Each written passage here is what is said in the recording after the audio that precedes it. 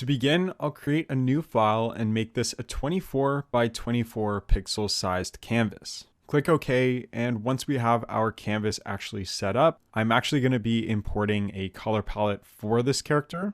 Once we have our workspace set up correctly, I will begin by moving down 5 pixels from the top of the canvas and painting on a peach colored 14 pixel width by 9 pixel height rectangle for our head. To make sure this actually looks like a head, I'm going to remove all of the corner pixels from this rectangle to round off our image to make it a little bit more like a sideways oval shape. We then move down a pixel from the bottom and create a 4 width line for our neck at the center of our head. And then we can swap to a new color. I'm going to pick this orange color to create the structure for our shirt/torso. This rectangle will be 6 pixels wide by 5 pixels tall. And once we have that all ready to go, we can create the legs for our character. For making our legs, I'll start by creating 2 blue 2 width by 3 pixel tall rectangles from the outer edge of the torso, and then connect these two with a line across the top of the legs to create our character's hips. As the drawing currently stands, we don't have enough space for the feet, so I'll press M or access the selection tool, drag over our entire canvas, and hold left click to drag our character up 1 pixel so we can actually fit the feet into our drawing. Now real quick, I would like you to attempt to draw on our feet before I do to see if you can figure out where our feet might be facing from a front angled perspective. Hopefully you had a chance to try that out. So now what I did is I put 3 brown pixels across the bottom of the legs with both feet sticking out away from the character's torso. The reason I'm doing this is I want to make sure that we are not favoring a side for our characters since we are in a front-facing perspective. We will revisit this later when I create platformer-based characters, having both feet pointing in one direction to turn our character on a specific axis, but with top-down characters, this will work just fine. The next thing to do is design our arms for our character. So when creating the hands and arms, I'll start from the top of our torso and draw a line down about 5 pixels. Then when we want to form the rest of the hand, let's imagine that our arm is a mini staircase, shaving off 1 pixel height as we extend out from the bottom of the hand to show the roundness of the shoulder moving down towards the closed fist. Now once again, pause the video and create your character's right arm without using reference to the video to see if you can remember how to form this rounded off rectangular shape without guidance. Alright, now that we have the second arm created using the same rounded off rectangle method where we create our character's eyes. I'll grab a white color and move in 3 pixels up from the bottom corner of the head and 6 pixels across to form the bottom right corner of our eye. Now I'll create a 4 width by 2 height white rectangle for our base and do the same thing on the opposite side. Again, 3 pixels from the bottom of the chin and 6 pixels to the left to meet the inside corner of our eye. Once we've got our little rectangle in place, for creating a separation from the eye and the skin, we will take a black color and line the top of the eye with 1 pixel from the outer corner as a form of eyelash around both eyes. We then move down to the top middle of the white and create a 2 pixel black line as the start of our pupils. Looks a little weird right now, but grabbing a new color we can use for the color of the eye, I will make a 3 pixel width line across the bottom inside of the white to form the remaining pupil. Once we fill in both eyes, I'll put a lighter color highlight in the center of the colored line to give a nice shine to our eye. I want to keep that white in the top inner corners of the eye as it acts as a shine to the pupil.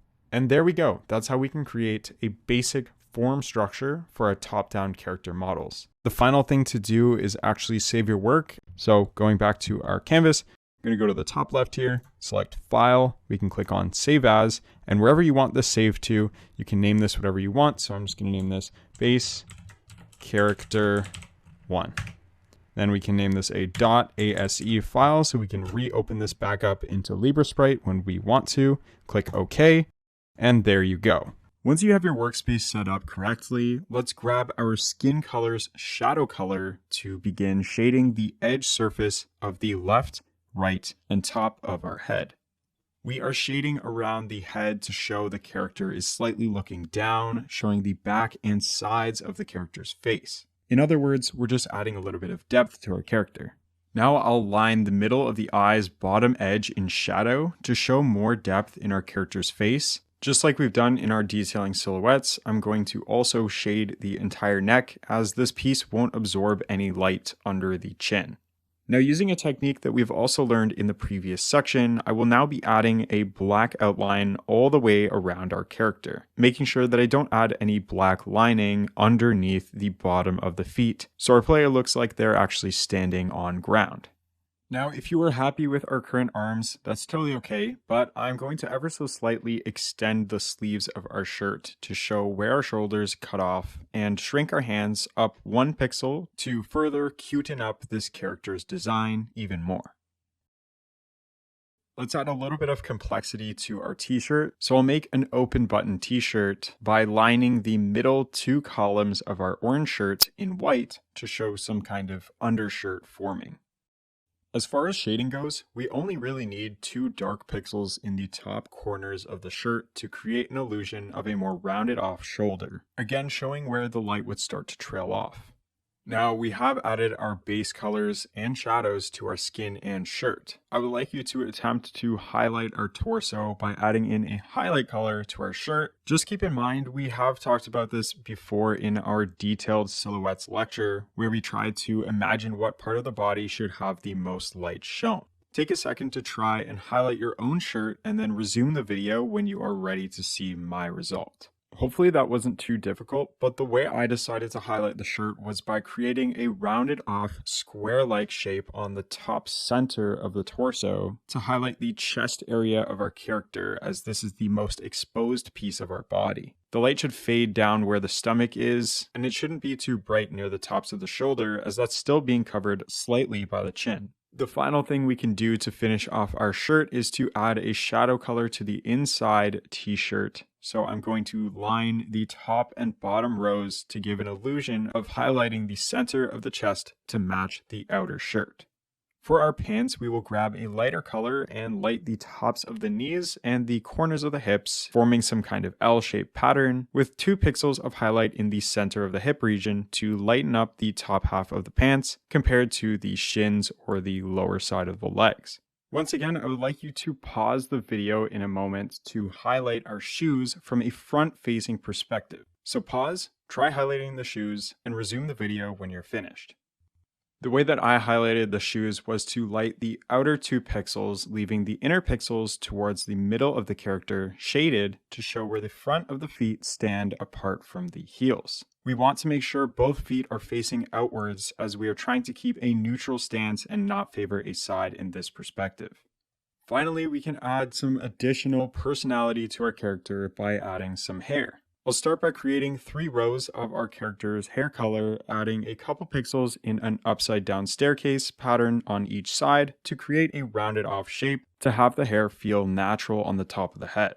Now, hair might be a little tricky at first, but I'd like you to experiment and play around with adding a second highlight color to create depth, texture, and imperfections in the hair. As always with highlighting, make sure you are using your lighter color to create detail in showing where the hair would protrude out, and avoid using single pixels, as hair is usually best shown in clusters. Take a moment to try experimenting with your own hairstyle.